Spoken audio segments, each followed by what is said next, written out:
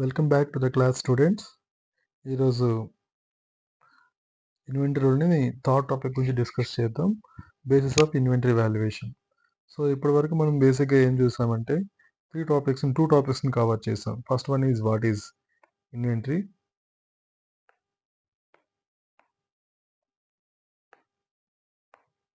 And second one is inventory valuation అనేది second మనం వీడియోలో డిస్కస్ చేసాం. Right now today basics of inventory valuation.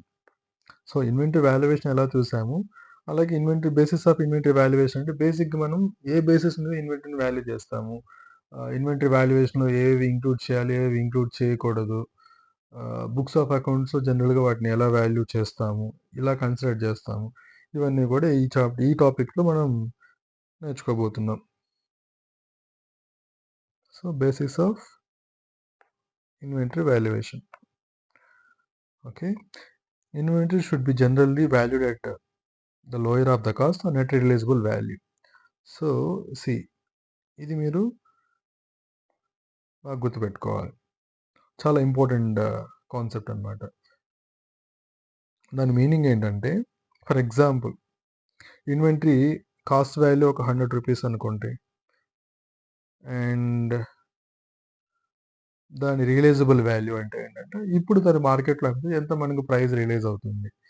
Case 1 తీసుకుందాం. So actual cost వచ్చి 100 rupees, realisable value వచ్చి 110 rupees అనుకోండి. సిచ్యువేషన్ 2, కాస్ట్ వాల్యూ వచ్చి 100 రూపీసే, రియలైజబుల్ వాల్యూ వచ్చి కూడా 100 రూపీసే. Situation number 3, cost value 100 rupees but realizable value 90 rupees అనుకోండి. సో మనం బుక్స్ ఆఫ్ అకౌంట్స్లో ఏ వాల్యూకి చూపించాలి అంటే cost value realizable value whichever is lower, that means 100 rupees. Second సినారియోలో విచ్ ఎవర్ ఈజ్ లోయర్ అంటే 100 రూపీసే వస్తుంది. థర్డ్ సినారియోలో cost or realizable value whichever is lower, realizable value lower కాబట్టి దీన్నే మనం ఇన్వెంటరీ వాల్యూ కింద రికార్డ్ చేస్తాం. సో సరే ఎందుకు ఇలా తీసుకోవాలి అంటే, బేసిక్గా బుక్స్ ఆఫ్ అకౌంట్స్ని ప్రిపేర్ చేయడానికి కానీ ఈ అకౌంట్స్ ప్రిపేర్ చేయడానికి కొన్ని అకౌంటింగ్ ప్రిన్సిపల్స్ ఉన్నాయి, అలాగే కొన్ని కాన్సెప్ట్స్, అకౌంటింగ్ కాన్సెప్ట్స్ కూడా ఉన్నాయి. వీటిని బేస్ చేసుకుని మొత్తం ఎంటైర్ అకౌంట్స్ అనేది ఆ పిల్లర్స్ మీదే బేస్ అయి ఉంటుంది. వాటి గురించి మనం వన్స్ ఇన్వెంటరీ చాప్టర్ అయిపోయాక wherever it is necessary ఒక్కొక్క కాన్సెప్ట్ గురించి ఆ పర్టికులర్ చాప్టర్ ముందు డిస్కస్ చేసుకుందాం. సో ఫస్ట్ చాప్టర్లోకి వెళ్దాం. This principle is govern by principle of conservative accounting. This is one of the accounting concept అనమాట ఇది. అంటే దాని మీనింగ్ ఏంటంటే, బాబు ఏదన్నా మార్కెట్లో ఫ్లక్చువేషన్ వల్ల నీకు ఒక గెయిన్ కానీ వస్తే దాన్ని బుక్స్ ఆఫ్ అకౌంట్స్లో రికార్డ్ చేయొద్దు.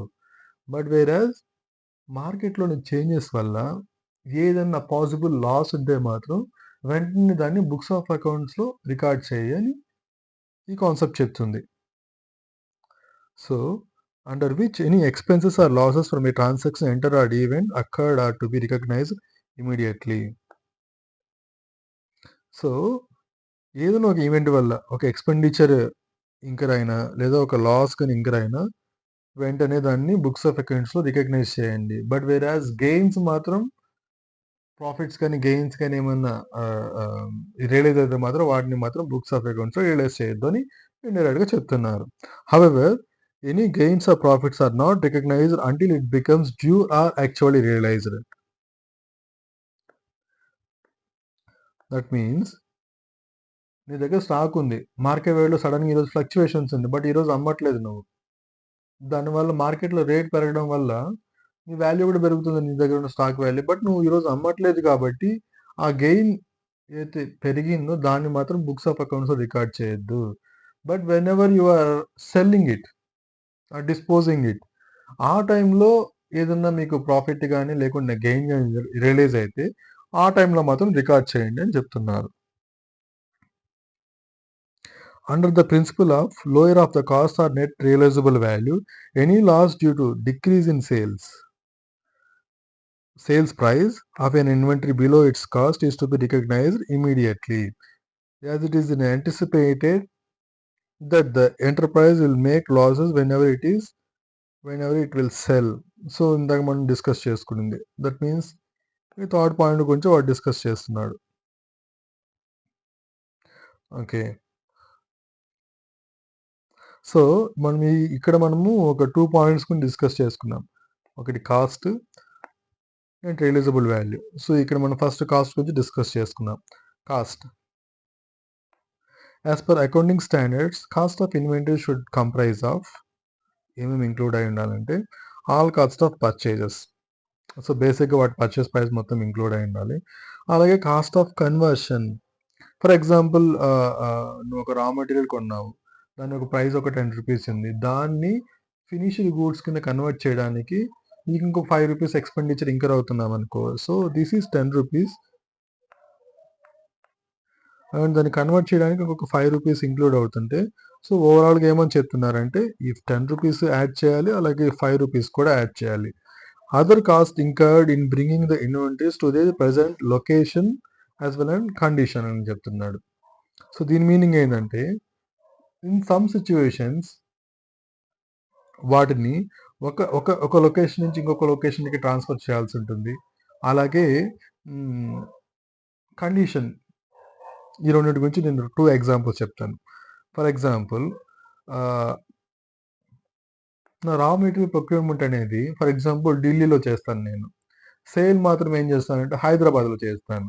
సో నేను ఇప్పుడు ఏం చేయాలి, first of all raw material ఎక్కడ పర్చేస్ చేయాలి,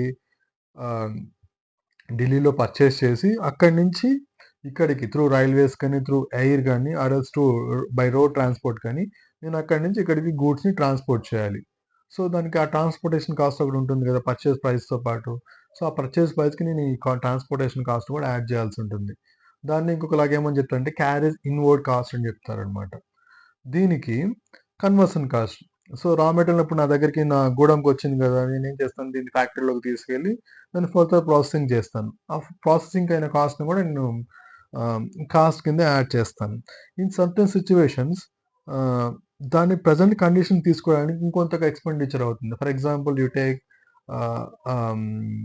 ఆల్కహాల్ తీసుకోండి, యాజ్ వెల్ యాజ్ వుడ్ తీసుకోండి. టేక్ వుడ్ ఆర్ సంథింగ్ ఏదో ఒక వుడ్ తీసుకోండి. ఆల్కహాల్ కేసు తీసుకున్నప్పుడు వన్స్ ప్రాసెస్ మొత్తం కంప్లీట్ అయ్యాక దాని ఫర్మెంటేషన్ స్టార్ట్ అవుతుంది.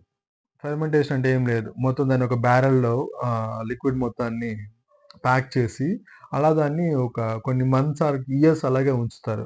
మీకు తెలీదో నాకు తెలియదు కానీ వేరాజ్ వైన్ ఎంత ఓల్డ్ అయితే దాని క్వాలిటీ అంత పెరుగుతుంది, దాని కాస్ట్ కూడా అంత పెరుగుతుంది. ఐ మీన్ సెల్లింగ్ ప్రైస్ కూడా అంత ఎక్కువ ఉంటుంది. సో దాన్ని ఎక్కువ రోజుల పాటు ఫర్మెంటేషన్లో అలాగే ఉంచాలి. సో దాన్ని to bring in to the invent in to the present condition అని చెప్తున్నారు.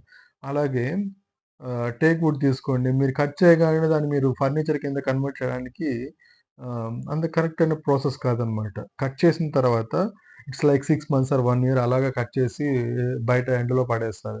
అది వానకి తడిచి ఎండకెడిచి చాలా స్ట్రాంగ్ అవుతుంది ఆ వుడ్ అనేది. ఆ ప్రాసెస్ మొత్తం కంప్లీట్ అయ్యాక మనం దాన్ని ప్రాసెసింగ్ యూనిట్లోకి తీసుకెళ్ళి దాన్ని ఫర్నిచర్ కిందో లేకుంటే సమ్ అదర్ ఫర్నిచర్ అండ్ ఫిక్సర్ కింద కన్వర్ట్ చేసి మనం యూటిలైజ్ చేసుకుంటాం. సో ఇవన్నీ కూడా ఆ process for example present condition తీసుకురావాలంటే మీరు ఒక గూడెన్ రెంట్‌కి తీసుకెళ్ళి అక్కడ దీన్ని స్టోర్ చేయాలి. దాన్ని సర్టెన్ టెంపరేచర్‌లో దాన్ని స్టోర్ చేయాల్సి ఉంటుంది. సో ఇవన్నిటికి మెయింటైన్ చేయడానికి నీకు అగైన్ కొంత ఎక్స్‌పెండిచర్ అవుతుంది. ట్రాన్స్‌పోర్టేషన్ కావచ్చు, ఇలా ప్రెజెంట్ కండిషన్‌లోకి తీసుకురావడానికి కావచ్చు. ఈ కాస్ట్‌ని కూడా ఈ ఎక్స్‌పెండిచర్ కూడా కాస్ట్ కింద యాడ్ చేయమంటున్నారు. సో ఇక్కడ ఫస్ట్ మనం డిస్కస్ చేసుకుంటుంది ఏంటి, cost of purchases. So cost of పర్చేజెస్‌లో ఏమేమి ఇంక్లూడ్ చేయాలి, అలాగే ఏమేమి ఇంక్లూడ్ చేయకూడదనేది ఈ టాపిక్‌లో చెప్తున్నాడనమాట. Cost of purchase. Cost of purchase consist of purchase price, okay, including duties and taxes, freight inwards, other expenditure incurred directly attributable to the acquisition. So duties and taxes add చేయాలి. ఇంకేదన్నా freight inward expenditure ఏమన్నా ఉంటే అవన్నీ add చేయాలి. అలాగే trade discounts, rebates, duty drawback, other similar items are reduced in determining the cost of purchases. సింపుల్‌గా చెప్పాలంటే నీకు ఒక ఎగ్జాంపుల్ చెప్తాను. ఇప్పుడు నేను ఢిల్లీలో నుంచి త్రూ బై సీ నేను తీసుకురావాలి అనుకో, నేనేం చేయాలి, అది ఫస్ట్ ఆఫ్ ఆల్ లోడ్ చేయాలా, లోడ్ చేయడానికి నాకు కొంచెం ఖర్చు అవుతుంది. మళ్ళీ అక్కడ షిప్‌లోకి లోడ్ చేయాలా, షిప్‌లో లోడ్ చేయడానికి నాకు కొంత ఖర్చు అవుతుంది. అలాగే కొంత డ్యూటీస్ అండ్ టాక్సెస్ పే చేయాల్సి ఉంటాయి. కొన్ని customs duties in case of imports అనుకోండి, కస్టమ్ డ్యూటీస్ ఉంటాయి. ఆహ్, ఇన్ కేస్ ఆఫ్ వైన్స్ అనుకోండి వ్యాట్ ఉంటుంది. వీటితో పాటు ఏదైనా ఫ్లైట్ డిస్కౌంట్స్ వచ్చాయి, దాని ప్రైస్‌లోని ఐ మీన్ రెడ్యూస్ చేయాలి. రిబేట్స్, డ్యూటీ వర్డ్స్, డ్రాబ్యాక్స్, ఇవన్నీ ఏంటంటే మనకు ఫర్దర్‌గా త్రూ క్యాష్ బ్యాకో లేకుంటే త్రూ బై డిస్కౌంటో మనకు బెనిఫిట్ వస్తుంది. బెనిఫిట్ వస్తుంది కాబట్టి దాన్ని పర్చేజ్ ప్రైస్‌లోంచి లేదా కాస్ట్‌లోంచి రెడ్యూస్ చేయమని చెప్తున్నారు. In other words, cost includes any amount paid to the seller reduced by a discount or rebate given by a seller. Simple. Selling ప్రైస్‌కి ఏమన్నా మనకు అమౌంట్ తగ్గితే దాన్ని కూడా తగ్గించాలని చెప్తున్నారు. Similarly any duties paid to the supplier will be part of the cost of the inventory unless the enterprise can recover these taxes duties from the authorities. కింద కొన్ని ఎగ్జాంపుల్స్ కూడా ఇచ్చారు. ఫర్ ఎగ్జాంపుల్, రా materials acquired for making a product is brought at rupees 100 per unit plus GST of rupees 18 rupees. GST గురించి డీటెయిల్‌గా what is that GST ఇవన్నీ కూడా మీరు ఐపీసీసీలో నేర్చుకుంటారు. సో ఫర్ జస్ట్ లిజన్, ఈ సబ్జెక్ట్ గురించి కంప్లీట్‌గా మీరు ఐపీసీసీలో అండ్ ఫైనల్‌లో నేర్చుకుంటారు. And 100 units of the raw materials are brought. Okay. So 100 units at 100 rupees plus 18% GST కదా! దీన్ని యాడ్ చేయాల్సొస్తుందనమాట. దట్ మీన్స్ 11,800 రూపీస్ అవుతుంది. So the amount that needs to be paid is 100 multiplied with 100 equal to 10,000 plus GST amount 11,800 rupees. However, since the GST on the purchase is available as a credit, it won't be counted as the cost of purchase. Hence, the cost of the purchase will be 10,000 rupees only and not 11,800 rupees అంటున్నారు. So జనరల్‌గా ఏమవుతుందంటే మీరు GST amount ఎంతైతే మీరు pay చేస్తారో ఆ amount మొత్తం కూడా మీకు ఇన్‌పుట్ కింద జీఎస్టీ అకౌంట్‌లోకి క్రెడిట్ అవుతుంది. ఇవన్నీ కూడా మీరు లైక్ ఐ సెడ్ బిఫోర్ ఐపీసీసీలో గాని అండ్ ఫైనల్‌లో గాని నేర్చుకుంటారు క్లియర్‌గా.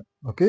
ఫర్ నౌ జీఎస్టీ అనేది కాస్ట్‌లోకి ఇంక్లూడ్ అవ్వదు అని మాత్రమే గుర్తుపెట్టుకోండి. Cost of conversion. Cost of conversion of the inventories include cost of directly related to the units of the production, such as direct labor. They also include a systematic allocation of fixed assets and variable overheads. దీని meaning ఏంటయ్యా అంటే, మనం ఇందాక చెప్పినట్టు ఒక ఎగ్జాంపుల్‌లో material మొత్తం ఫ్యాక్టరీలో తీసుకొచ్చాం. ఫ్యాక్టరీలో తీసుకొచ్చినప్పుడు దాన్ని ఫినిష్డ్ గుడ్స్ కింద కన్వర్ట్ చేయాలి కదా! కన్వర్ట్ చేయాలి అంటే బేసిక్‌గా ఎలాంటి వాటిని యూజ్ చేస్తామంటే లేబర్‌ని యూజ్ చేస్తాం. సో, లేబర్ మొత్తం ఏమవుతుందంటే డైరెక్ట్ ఎక్స్‌పెండిచర్‌లోకొస్తుంది. అలాగే ఏదైనా మిషనరీ యూజ్ చేసామనుకోండి, ఆ మిషనరీ యూజ్ చేసినప్పుడు దానికి మిషనరీలో లైఫ్ తరుగుదల ఉంటుంది. సో, దాన్ని మనం బై డిప్రిషియేషన్ మనం ప్రొడక్షన్‌లోకి దాని ఎక్స్‌పెండిచర్ ఎవ్రీ ఇయర్ కొంత కొంత యాడ్ చేసుకుంటూ వెళ్తాం. ఇది ఏంటి సార్, ఇది ఎలా యాడ్ చేస్తారు, ఇవన్నీ గూడా మీకు ఫర్దర్ చాప్టర్స్‌లో డీటెయిల్‌గా మనం డిస్కస్ చేసుకుందాం. What is depreciation, what is fixed assets ఇవన్నీ కూడా. Okay. Apart from these things certain other indirect కాస్ట్‌లుంటాయి. For example factory rent. ఏ ప్రొడక్ట్‌కి కూడా డైరెక్ట్‌గా యాడ్ చేయడానికి లేదు. దాన్నే మనం ఓవర్ హెడ్స్ అంటాం. ఆ ఓవర్ హెడ్స్‌లో కూడా కొన్ని ఫిక్స్డ్ ఉంటాయి, కొన్ని వేరియబుల్ ఉంటాయి. వాటిని ఎలా మనము కాస్ట్‌కి యాడ్ చేయాలనేది కూడా ఫర్దర్‌గా నేర్చుకుంటాం. Okay. Continuing to the above example, for the conversion of 100 units of raw material into finished good, direct labor cost incurred for rupees 3,000, then the cost of conversion will be 3,000 rupees. And thus, the value of the inventory at this stage is 13,000 rupees. So సింపుల్‌గా ఏమని చెప్తున్నారంటే 10,000 rupees cost అయింది. దానికి labour expenditure ఇంకొక 3,000 rupees add అయింది కాబట్టి మొత్తం దాని కాస్ట్ వచ్చి ఇప్పుడు రైట్ 13,000 రూపీస్ అయింది. సో అదర్ కాస్ట్‌లు ఏమేమి వస్తాయని చెప్పి మనకి ఇక్కడ డీటెయిల్‌గా సెపరేట్‌గా ఇస్తున్నాడు.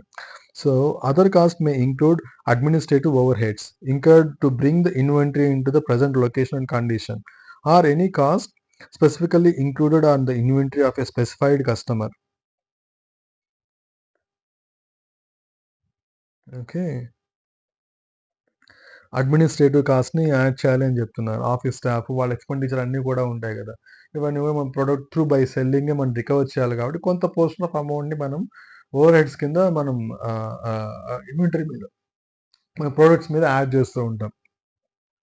అలాగే ఇంకొక పాయింట్‌లో ఏమని చెప్పారంటే సారీ. హ్మ్. Interest in other sorry. ఈ పాయింట్ గురించి డిస్కస్ చేసుకోవాలి గదా! ఫర్ ఎగ్జాంపుల్ ఇప్పుడు నార్మల్ ఒక ఒక ఫర్నిచర్ ఉంది. ఇది మనకు ఇన్వెంటరీ కిందొస్తుంది. సో, కస్టమర్ ఏం చేశారంటే కొంత స్పెసిఫికేషన్స్ యాడ్ చేస్తాడు. నాకు పర్టిక్యులర్‌గా నాకు ఈ క్వాలిటీలో కావాలి. నాకు ఈ స్పెసిఫికేషన్స్ కావాలి. లేకుంటే ఈ వాల్యూ యాడెడ్ కూడా దానికి ఉండాలి అని చెప్పి కొన్ని మనకి స్పెసిఫికేషన్స్ ఇచ్చాడు. సో, ఇవన్నీ గూడా కాస్ట్‌కే యాడ్ అవుతాయని చెప్తున్నాడు. Interest and other borrowing costs are generally not included in the cost of inventory. However, in some circumstances where the production process is longer and it is required to carry inventory for a long period, example wine and rice and timber, it may be appropriate to consider the interest and other borrowing cost also part of the cost of inventory. జనరల్‌గా ఏమని చెప్తున్నానంటే interest and borrowing cost ఏవైతే ఉంటుందో so, ఆ inventory purchase చేయడానికి, లేకుంటే process చేయడానికి కొంత అమౌంట్ రిక్వైర్మెంట్ ఉంటుంది కదా! ఈ ఎగ్జాంపుల్‌లో మనకు కావాల్సిన ఇన్వెస్ట్‌మెంట్ వాల్యూ ఎంత రూ. 13,000. సో, దాన్ని మనం రైజ్ చేయడానికి ఒక బారోయింగ్ కాస్ట్ ఉంటుంది కదా! ఫర్ ఎగ్జాంపుల్ ఆ అమౌంట్‌ని బ్యాంక్ లోన్ తీసుకొచ్చాను. బ్యాంక్ వాళ్ళు అట్‌లీస్ట్ 12% నుంచి 18% వరకు మనకి ఇంట్రెస్ట్ చార్జ్ చేస్తారు. ఇప్పుడు ఆ ఇంట్రెస్ట్ నేను యాడ్ చేయాలా అంటే చేయకూడదు. నార్మల్‌గా అయితే ఇంట్రెస్ట్ కాస్ట్ అయితే ఉంటుందో, interest as well as borrowing cost. ఈ 2 కూడా నువ్వు ఇన్వెంటరీకి యాడ్ చేయకూడదు. But in certain circumstances like for example ఆ టింబర్ తీసుకోండి, లేకుంటే ఆ వైన్ తీసుకోండి.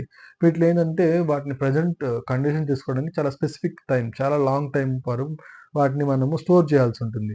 అలాంటి సిట్యుయేషన్‌లో స్పెషల్ కండిషన్‌లో మాత్రం బారోయింగ్ కాస్ట్‌ని కూడా మీరు కాస్ట్‌కి యాడ్ చేయొచ్చు అని చెప్తున్నాడు.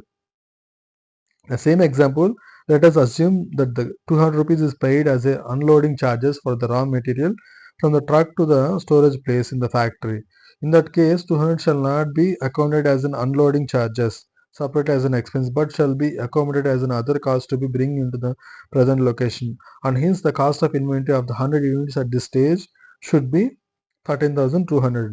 సో ఏమని చెప్తున్నానంటే లోడింగ్ కాస్ట్‌ని కూడా అదర్ కాస్ట్ కింద కన్సిడర్ చేసి ఇన్వెంటరీ వాల్యూకి యాడ్ చేయండి అని చెప్తున్నారు ఇక్కడ. రైట్ నౌ వరకు మేజర్‌లీ కాస్ట్‌కి ఏమేమి యాడ్ చేయాలనే దాని వాటి గురించి మనం డిస్కస్ చేస్తున్నాం. ఇప్పుడు ఇక్కడ ఏమి యాడ్ చేయకూడదు. Exclusions from the cost of inventory. Following expenses are generally not included in the cost of inventories. Okay. Abnormal amounts of wasted materials, labour or other production overheads. ఇవన్నీ కూడా add చేయకూడదు అని చెప్తున్నారు. సింపుల్‌గా ఏంటంటే ఆహ్, ఒక రా మెటీరియల్‌ని ఫినిష్డ్ గూడ్స్ కింద కన్వర్ట్ చేసేటప్పుడు ఆహ్, కొంత వేస్టేజ్ అనేది ఉంటది. ఫర్ ఎగ్జాంపుల్ నువ్వు ఒక స్టీల్ ప్లేట్‌ని కట్ చేస్తున్నాం. దాన్ని కట్ చేసేటప్పుడు కొంత స్టీల్ మెల్ట్ అయిపోతుంది. మెల్ట్ అనేది ఒక నార్మల్ ఆహ్, లాస్ అనమాట. నార్మల్ వేస్టేజ్ అనమాట. ఇవన్నీ గూడా మనము ఇన్వెంటరీ వాల్యుయేషన్‌లో కన్సిడర్ చేస్తాం. అలా కాకుండా అబ్నార్మల్‌గా కొంత ఎక్కువ వేస్ట్ అయిపోయింది. ఫర్ ఎగ్జాంపుల్ ఒక 2% నార్మల్ వేస్టేజ్ ఉంటుందనుకున్నాం. బట్ ఒకసారి సర్టెన్ సర్కమ్‌స్టాన్స్‌లో 10% వేస్టేజ్ వచ్చింది. దీంట్లో 2% is normal wastage and the remaining 8% is abnormal wastage.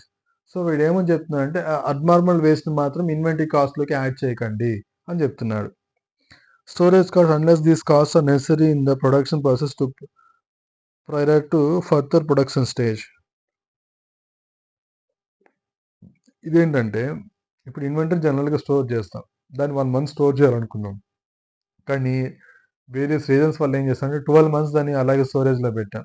1 month అనేది normal storage period. But 12 months అనేది it's abnormal. So, 1 month storage period cost వరకే మనం ఇన్వెంటరీకి వాల్యూకి యాడ్ చేయాలి. రిమైనింగ్ 11 మంత్స్ స్టోరేజ్ కాస్ట్ ఏదైతే ఉందో, అది మాత్రం మనము స్టోరేజ్ కాస్ట్ కింద యాడ్ చేయకూడదు. అదర్ కాస్ట్‌కి యాడ్ చేయకూడదు అని చెప్తున్నారు. Administrative overheads that do not contribute to bring the inventories into the present location and contribution. ఏదైనా అడ్మినిస్ట్రేటివ్ ఓవర్‌హెడ్స్ ఉన్నాయి. వాటిని మనము కాస్ట్‌కి యాడ్ చేయకూడదు. ఫర్ ఎగ్జాంపుల్ ఫ్యాక్టరీ ఆహ్, బిల్డింగ్ ఒక రెంట్‌ని మన ప్రొడక్షన్ ఆర్ ఇన్వెంటరీ‌కి కాస్ట్‌కి యాడ్ చేయొచ్చు. వేరాజ్ అడ్మినిస్ట్రేటివ్ బిల్డింగ్ ఉంది కదా! దానికి పే చేసే రెంట్‌ని మాత్రము ప్రొడక్షన్‌కి లేదా ఇన్వెంటరీకి మనం యాడ్ చేయకూడదు అని చెప్తున్నారు. Selling and distribution cost. Once production ready అయిపోయింది. యూనిట్ రెడీ అయిపోయింది. దాన్ని సేల్ చేయడానికి మనం కొంత ఎక్స్‌పెండిచర్ చేస్తాం గదా! లైక్ మన హైదరాబాద్‌లో మనం ప్రొడక్షన్ కంప్లీట్ అయింది. నాకు సేల్ అనేది ఆంధ్రాలో జరుగుతుంది. నేనిప్పుడు ఏం చేయాలి? ఈ యూనిట్స్ మొత్తాన్ని అక్కడికి తీసుకెళ్ళాలి. అక్కడ సేల్ చేయడానికి ఒక ఆఫీస్ మెయింటైన్ చేయాలి. సారీ ఒక గూడెం మెయింటైన్ చేయాలి. యాస్ వెల్ యాస్ ఒక స్టోర్ మెయింటైన్ చేయాలి. సేల్ చేయడానికి కొంత అడ్వర్టైజ్ చేయాల్సుంటుంది. అలాగే కొంత స్టాఫ్‌ని కూడా రిక్రూట్ చేసుకోవాల్సుంటుంది. ఆ ఎక్స్‌పెండిచర్ మొత్తాన్ని ఇన్వెంటరీ కాస్ట్‌కి యాడ్ చేయకూడదు అని చెప్తున్నాడు. సో, వీటి గురించి మనకు చిన్న బ్రీఫ్ ఎక్స్‌ప్లనేషన్ ఇచ్చారు కింద. Brief explanation about the exclusion from the cost of inventories. Normal wastage of material or labor cost is included in the cost of inventory. Normal wastage includes share. However, abnormal wastage is excluded for the reason that it occurs either due to inefficiency or abnormal factors that won't justify considering those wastages as part of the inventory cost. So, ఇందాకే ఆ point గురించి discuss చేసుకున్నాం. Second B point. Storage costs are normally the cost of doing the business. For example, rent of the warehouse or storage area is considered as overheads already and hence not considered as a cost of inventory. However, if the special storage is required as part of the production process, then such storage cost is considered as the cost of inventory. For example, in wine making process requires the raw materials is stored in a particular condition for the fermentation for a longer time. Such cost of storage is accounted as cost of inventory. So వాటిని మనం ఖచ్చితంగా cost of ఇన్వెంటరీకి add చేయాలి అని చెప్తున్నారు. Administrative overheads do not usually add any specific value to the inventories and hence to be excluded. So, administrative expenditure ఏవైతే ఉంటుందో వాటిని మొత్తాన్ని కూడా ఇన్వెంటరీకి యాడ్ చేయకూడదని చెప్తున్నాడు. Selling and distribution costs are part of selling and general administration cost and hence excluded. So, selling and distribution cost కూడా మనము ఎక్స్‌క్లూడ్ చేయాలి అని చెప్తున్నారు. సో, స్టిల్ నౌ కాస్ట్ అంటే ఏంటి? కాస్ట్‌కి మనం ఏమి యాడ్ చేయాలి? అలాగే కాస్ట్ నుంచి ఏది మనం ఎక్స్‌క్లూడ్ చేయాలనేది we learn it. Right now we are going to focus on net realisable value. What is mean by net realisable value? దాన్ని ఎలా అరైవ్ అవుతాం అనేది here we will learn it. This is the estimated selling price in the ordinary course of business, less the estimated cost of completion and the estimated cost necessary to make the sale. In case of finished goods and traded goods, net realizable value generally mean selling price which is reduced by selling and distribution expenses. In case of work in progress, expenses okay first ఇక్కడ దాకా discuss చేద్దాం. Okay. So, ఇక్కడేమని చెప్తున్నారంటే ఎగ్జాంపుల్‌గా trading concern ఒకటి ఎగ్జాంపుల్‌గా తీసుకున్నాను. Trading concern ఏం చేస్తారు? ఆల్రెడీ వాడికొచ్చే గూడ్సే ఫినిష్డ్ గూడ్స్ ఒస్తాయి. సో, నెట్ రియలైజబుల్ వాల్యూ నువ్వు ఎలా అరైవ్ అవుతావు అంటే యాక్చువల్ సెల్లింగ్ ప్రైస్ తీసుకొని దాంట్లోంచి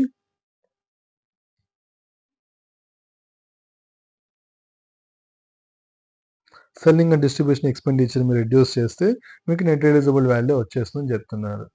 okay. In case of work in progress manufacturing concern కిందకి తీసుకోండి. వర్కింగ్ ప్రోగ్రెస్‌కి వచ్చినప్పుడు expenses and making its ready for sale will be considered as reduction from the selling price. Okay. For example ఇందాక ఎగ్జాంపుల్‌లో తీసుకున్నట్టుగా రూ. 10 is the raw material cost. ఇంకొక రూ. 5 దాని ప్రొడక్షన్ కాస్ట్. సో, రూ. 15 is the cost of goods sold value. Okay. So, ఈ కేస్‌లో ఒక ప్రొడక్ట్స్ ఏంటంటే కొంత పార్టే కంప్లీట్ అయినాయి. ఫర్ ఎగ్జాంపుల్ 60% కంప్లీట్ అయిందనుకుందాం. దట్ మీన్స్ ఏమవుతుంది ఇప్పటివరకు ఇంకా అయిన కాస్ట్ ఎంత? రూ. 13. ఇంకొక రూ. 2 కూడా ఇంకా రావాల్సి ఉంటుంది. ఓకే. ఈ రూ. 15 వాల్యూ ఉన్న cost of goods sold inventory ఏం చేస్తామంటే రూ. 20కి అమ్ముతున్నాం అనుకోండి మార్కెట్‌లో. Okay.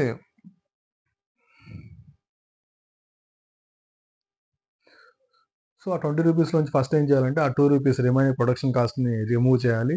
As well as what you call that selling and distribution ఎక్స్‌పెండిచర్‌ని కూడా రిమూవ్ చేయాల్సి ఉంటుంది. రిమూవ్ చేశాక వచ్చే ప్రైస్‌ని నెట్ రియలైజబుల్ వాల్యూ అండి. In case of raw materials replacement cost is generally considered as net realisable value. Okay. In case of raw మెటీరియల్స్‌కొచ్చిందనుకోండి. For example ఇప్పుడు నువ్వు అదే మెటీరియల్‌ని మార్కెట్‌లో పర్చేస్ చేయాలంటే ఎంత ప్రైస్‌కి అవైలబిలిటీ ఉందో కూడా తీసుకొని దాన్ని నెట్ రియలైజబుల్ వాల్యూ కింద తీసుకుంటాం. An assessment is made for as at each balance sheet date, inventories are usually written down to net realizable value on an item by item basis. In such circumstances, however, it may be appropriate to group similar or related items. Example, in case of interchangeable items, it may not be possible to identify cost and net realizable value of each item separately. So దాన్ని మేము ఏం చెప్తానంటే sorry so ఇన్వెంటరీని value చేస్తున్నప్పుడు మన దగ్గర various type of inventories ఉంటాయి. So each type of ఇన్వెంటరీని నువ్వు separate చేసి వాటిని సపరేట్గా వాల్యూ చేయాల్సి ఉంటుంది. ఫర్ ఎగ్జాంపుల్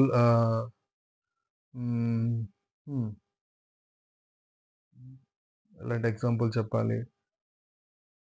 ఫర్ ఎగ్జాంపుల్ ఇప్పుడు రిటైల్ ఒక ట్రేడింగ్ పర్సన్ తీసుకోండి. వాడి దగ్గర డిఫరెంట్ కైండ్ ఆఫ్ మొబైల్స్ ఉన్నాయి. ఓకే. ఈచ్ మొబైల్‌ని సెపరేట్‌గా నువ్వు వాల్యూ చేయాల్సింది. ఓన్లీ ఆ మోడల్ మొబైల్స్ ఉంటాయి కదా! వాటితో మాత్రమే దాన్ని ఒక బ్యాచ్‌గా కన్సిడర్ చేసి వాటిని ఒక వాల్యూ చేయాలి. అలాగే సమ్ అదర్ మోడల్ ఒక మొబైల్స్‌ని సెపరేట్‌గా వాల్యూ చేయాల్సి ఉంటుంది. ఓకే. నెక్స్ట్ టాపిక్ వచ్చి ఇన్వెంటరీ రికార్డ్ సిస్టమ్స్. ఈ టాపిక్ గురించి మనం నెక్స్ట్ క్లాస్‌లో డిస్కస్ చేద్దాం. Thank you.